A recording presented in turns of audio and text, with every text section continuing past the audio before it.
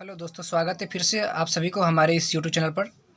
जैसा कि आप लोगों को पता होगा कि Rahul sir physics classes YouTube channel पर फिजिक्स क्लास स्टार्ट किया गया है और पिछले 2 क्लास में हमने बताई थी साइंस के बारे में और फिजिक्स के बारे में।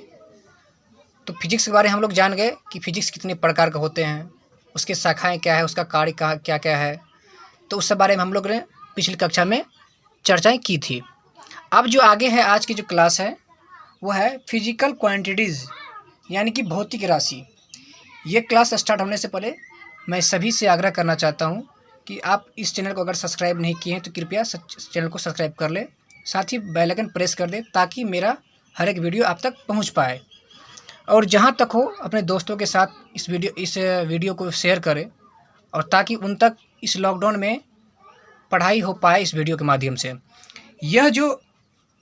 ये जो आप लोग को पढ़ा रहे हैं आज, यह 9th 10th 11th 12th के विद्यार्थियों के लिए है। और जो भी जनरल कंपटीशन तैयारी करते हैं, वैसे तो साइंस ऐसा कॉमन सब्जेक्ट है जो आपको स्टार्टिंग से अंत तक पढ़ना पड़ता है, हमेशा पढ़ना पड़ता है।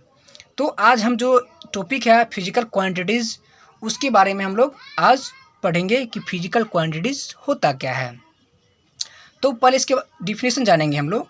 तो लिखा हुआ है all those quantities which can be measured, यानी कि वे राशियाँ जिनको मापा या तोला जा सकता है भौतिक राशि कहलाता है। क्या कहता है? वे राशियाँ जिनको मापा या तोला जा सकता है भौतिक राशि कहलाता है। अब मापते किसको हैं या तोलते किसको हैं? हमारे जीवन में, हमारे घरों में बहुत सारे ऐसे मापने तोलने की चीज़ें, वस्तुएं हैं जिससे हम लोग मापते हैं, तोलते हैं। किसी को अगर देते हैं तो तोलते हैं या फिर मापते हैं। तो उसका एग्जांपल लेंथ है, मास है, टाइम है, टेम्परेचर है, फोर्स, प्रेशर एंड वर्क, यानी कि ETC, इससे भी ज़्यादा हो सकता है। तो अगर आपको पूछ दिया जाए कि भौतिक राशि का जो एग्जांपल है क्या क्या है, तो आप लोग क्या जवाब दीजिएगा? लेंथ, मास, टाइम, टेम्परेचर, प्रेशर, वर्क, ये ETC, इसमें से जो भी हो आप उसका जवाब दे सकते हैं। देखिए, ये जो आप लोग को पढ़ा रहे हैं आज फिजिकल क्वांटिटीज़, ये खासकर 11th 12th और 10th 9th के लिए विद्यार्थियों के लिए है और ये पढ़ना बहुत ही आवश्यकता है आप लोगों को। अगर आप 12th के विद्यार्थी हैं तो इस वीडियो को ज़रूर देखें, आप इसको छोड़े नहीं, स्किप ना करें और पूरा अच्छा से देखें कि फिजिकल क्वांटिटीज़ होता क्या है। ठीक है, तो फिजिकल क्वांटिटीज़ के प्रकार के बारे में हम लोग अब आगे पढ़ने जाएंगे कि फिजिकल क्वांटिटीज़ के प्रकार कितने हैं, कितनी इनकी शाखा हैं और कितने भागों में इसको बांटा गया है और उसका क्या क्या मूल कर्तव्य है। ठीक है, तो इतना समझ में आ गया कि वे राशियाँ जिसको हम मापते हैं या तोलते हैं उसे वो क्या हो गया? भौतिक राशि हो गया, फिजिकल क्वांटिटीज़ हो गया। ठीक है, अब फिजिकल क्वांटिटीज़ के प्रकार कहाँ जाएंगे हम लोग? प्रकार पे जाएंगे। तो फिजिकल क्वांटिटीज़ 3 प्रकार के होते हैं। कितने? 3 प्रकार के होते हैं। फर्स्ट आप लोग देख रहे हैं मूल राशि यानी कि बेस क्वांटिटीज़, व्युत्पन्न राशि यानी ड्राइव्ड क्वांटिटीज़, पूरक राशि यानी कि ज्योमेट्रिकल क्वांटिटीज़। तो देख लीजिए, सिंपल सी बात है, मूल राशि 7 है। कितने हैं? 7 है। अब देखिए, इसी 7 से हमारा जितने भी हम लोग पढ़ाई करेंगे व्युत्पन्न राशि के बारे में, वो इसी राशि से उत्पन्न हुआ है, कहीं ना कहीं इसका अटैच है। तो मूल राशि कितनी है? 7 है। अब देखिए, मूल राशि 7 है तो सातों का आपको लोग को अच्छा समझाएंगे हम कि इसका मात्रक क्या है, यूनिट क्या है, इसको किस चीज़ से सूचित करते हैं, उसको आप लोग को समझाएंगे। तो जैसे आप देख लें, द्रव्यमान यानी कि इंग्लिश में इसको मास बोलते हैं। क्या बोलते हैं? मास बोलते हैं। मास को हम बड़े एम से सूचित करते हैं जिसका मात्रक होता है kg। क्या होता है? किलोग्राम। तो द्रव्यमान का मात्रक किलोग्राम हो गया। ठीक है, अब हम लोग चलते हैं पढ़ने के लिए। लंबाई क्या है? लंबाई को इंग्लिश में लेंथ बोलते हैं। क्या बोलते हैं? लेंथ बोलते हैं। लेंथ को हम बड़े एल से सूचित करते हैं जिसका मात्रक मीटर होता है। आप लोग ये 10th में भी पढ़े होंगे। और समय आगे क्या है? समय यानी कि टाइम को हम बड़े T से सूचित करते हैं जिसका मात्रक सेकेंड होता है। क्या होता है? सेकेंड होता है। अब विद्युत धारा यानी कि इलेक्ट्रिक करंट, क्या है? इलेक्ट्रिक करंट को हम बड़े I से सूचित करते हैं जिसका मात्रक एम्पियर होता है।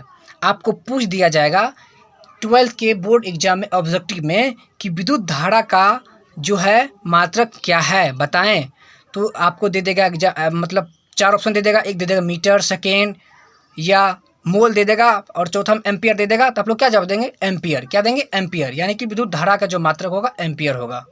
ठीक है। अब देखिए अमाउंट ऑफ सबस्टांस, यानी कि पदार्थ की मात्राएं। पदार्थ की मात्रा को छोटे एम सूचित करते हैं, और इसका जो मात्रक होता है क्या होता है? मोल होता है। क्या होता है? मोल होता है। अब है ताप, यानी कि टेम्परेचर को हम थीटा या के से सूचित करते हैं। किससे? थीटा या के सूचित करते हैं, जिसका मात्रक क्या होता है? केल्विन होता है। क्या होता है? केल्विन होता है। अब हम लोग लास्ट में चलेंगे ज्योति तीव्रता, यानी कि लाइट इंटेंसिटी को हम लोग छोटी सी और छोटी डी सूचित करते हैं, जिसका मात्रक क्या होता है? कैंडिला होता है। क्या होता है? कैंडिला होता है। तो इतना तक समझ में आ गया कि मूल मात्रक कितने? 7 है। सातों को मैंने मात्रक बताया कि द्रव्यमान का मात्रक क्या होता है। अब देखिए नेक्स्ट आपको क्या है, मूल राशि के बारे में आप लोग समझ गए कि मूल राशि क्या है। अब हम लोग चलेंगे व्युत्पन्न राशि के बारे में। किसके बारे में? व्युत्पन्न राशि के बारे में। व्युत्पन्न राशि पहले कहते किसे हैं उसको जान दें, कॉन्सेप्ट क्लियर कर ले कि व्युत्पन्न राशि हम लोग कहते किसको हैं। तो वे राशि जिसका निर्माण मूल राशियों से होता है। मूल राशि मतलब क्या है? अब जो अभी तो जस्ट बताएं आप लोग को, इमेजिन कीजिए। मूल राशि क्या है? 7 है। क्या है? मूल राशि 7 है। ये सारे मूल राशि से मिलकर के क्या बना है? व्युत्पन्न राशि बना है। क्या है? व्युत्पन्न राशि बना है। तो आप लोग को पूछेगा कि व्युत्पन्न राशि कौन मूल राशि से मिलकर बना है, तो बोलिएगा द्रव्यमान, लंबाई, समय, विद्युत धारा, पदार्थ की मात्रा, ताप और ज्योति तीव्रता मूल राशि से बना है। तो इसका डिफिनेशन क्या हुआ? वे राशि जिसका निर्माण मूल राशियों से होता है, क्या हो गया? व्युत्पन्न राशि हो गया। अब देखिए पूछ देगा आपको एग्जाम्पल कि व्युत्पन्न राशि का एग्जाम्पल क्या है, तो इसका एग्जाम्पल अनेकों हो सकता है, यानी कि इनका कोई लिमिट नहीं है। फिर भी अगर आप जानना चाहेंगे तो इसका हो जाएगा एरिया, हो जाएगा वॉल्यूम, हो जाएगा स्पीड, हो जाएगा फोर्स, हो जाएगा एनर्जी, हो जाएगा पावर, इलेक्ट्रिक चार्ज, ईटीसी वगैरह इसका व्युत्पन्न राशि का एग्जाम्पल हो जाएगा। ठीक है। अब देखिए हम लोग व्युत्पन्न राशि का एक उदाहरण लेते हैं। ठीक है। अगर हम व्युत्पन्न राशि का उदाहरण लेते हैं तो यहाँ पे देख सकते हैं आप कि चाल एक क्या है? व्युत्पन्न राशि है। क्या है? व्युत्पन्न राशि है। चाल क्या है? दूरी। चाल बराबर होता है दूरी बटे समय। आप लोग पढ़े होंगे मैथ में भी, और 9th 10th में पढ़े होंगे। चाल बराबर दूरी बटे समय। दूरी क्या है? एक दूरी डिस्टेंस क्या हो गया? एक मूल राशि हो गया, और समय भी एक मूल राशि हो गया। क्या हो गया? तो इसका क्या हो गया? ये व्युत्पन्न राशि, चाल एक व्युत्पन्न राशि है, लेकिन बना कहाँ है? दूरी और समय से मिलकर बना है, तो ये मूल राशि हो गया। ठीक है। अब दूसरा एग्जाम्पल लेते हैं क्षेत्रफल। अगर क्षेत्रफल की हम बात करते हैं तो क्षेत्रफल का होता है लंबाई गुना चौड़ाई। क्या होता है? लंबाई गुने चौड़ाई होता है, यानी लंबाई लेंथ, यानी कि चौड़ाई को भी लेंथ लिखते हैं। तो ये किस में आता है? ये मूल राशियों में आता है। तो ये भी क्या हो गया? किससे बन के मिला है? क्षेत्रफल ये मूल राशि से बनकर मिला है। अब हम लोग जानेंगे कि आगे क्या है। आप लोग देख रहे हैं तीसरा जो है, लास्ट जो है, पूरक राशि, ज्योमेट्रिकल क्वांटिटीज़। देखिए बहुत ही अच्छा है ये। इसको अगर अच्छा से पढ़ेंगे तो इससे बहुत सारे क्वेश्चन आते हैं एग्ज़ाम में, 10th के एग्ज़ाम में और 12th के बोर्ड के एग्ज़ाम में, कि पूरक राशि क्या है, ज्योमेट्रिकल क्वांटिटीज़ के बारे में पूछ जाएगा, आपको पूछेगा। उसका ऑब्जेक्टिव पूछेगा कि पूरक राशि को कितने भागों में बांटा गया है। ठीक है। ये सब के बारे में चर्चा किया जाएगा। तो हम लोग आगे चलते हैं कि पूरक राशि क्या है, उसके बारे में पहले हम लोग जान लेते हैं। ज्योमेट्रिकल क्वांटिटीज़ के बारे में पढ़ने के लिए तो ज्योमेट्रिकल क्वांटिटीज़ 2 भागों में बांटा गया है, रेडियन और स्टेरेडियन। रेडियन का प्रयोग हम प्लेन एंगल में करते हैं। कहाँ करते हैं? Plane angle. अगर पूछा जाएगा कि रेडियन का प्रयोग हम कहाँ करते हैं, तो आप लोग बोलिएगा समतलीय कोण के लिए करते हैं, यानी कि प्लेन एंगल के लिए। और स्टेरेडियन का प्रयोग हम लोग सॉलिड एंगल के लिए करते हैं। कहाँ करते हैं? सॉलिड, यानी कि ठोस कोण के लिए करते हैं। अगर आपसे कोई पूछ दे कि रेडियन किसे कहते हैं, रेडियन का एक अच्छा आप लोग को समझाते हैं फिगर बना करके। ये एक वृत्त है, ठीक, एक केंद्र हुआ यहाँ पे। अब देखिए, अब इसका कितना अच्छा सा आपको समझा रहे, समझ जाइएगा आप लोग, पूरा बहुत आसान है ये। किसी वृत्त की त्रिज्या, यानी कि वृत्त की त्रिज्या यहाँ से क्या हो गया, ये सिंपल अच्छा समझा रहे हैं आप लोगों को, पूरा हल्का से अच्छा से। यहाँ से आर हो गया, ये क्या हो गया? आर त्रिज्या हो गया। किसी वृत्त की त्रिज्या के बराबर, इसके बराबर लंबाई का चाप उसकी परिधि पर, उसकी परिधि, इसका परिधि ये हो जाएगा, परिधि पर लिया जाए और उसे चाप के द्वारा वृत्त पर केंद्र बनाया जाए। इसे लिया जाए और यहाँ से इसको यहाँ लिया जाए वृत्त पर, और यहाँ पे क्या हो जाएगा, इसका केंद्र बन जाएगा। यहाँ पे क्या कोण हो जाएगा, ठीक है। इस केंद्र पर कोण बन गया। कोण, इस ये जो कोण बनाना, इसी को हम लोग क्या बोलते हैं, रेडियन। क्या बोलते हैं, रेडियन बोलते हैं। तो समझ गए आप लोग, इस रेडियन किसे बोलते हैं। तो किसी वृत्त की त्रिज्या के बराबर लंबाई का चाप उसकी परिधि पर लिया जाए और उस चाप के द्वारा वृत्त पर केंद्र बनाया जाए, तो उसी को हम लोग क्या बोलेंगे, रेडियन बोलेंगे। क्या बोलेंगे, रेडियन बोलेंगे। अब देखिए सिंपल सी बात है, एग्जाम्पल के लिए आप लोग को बताएंगे हम।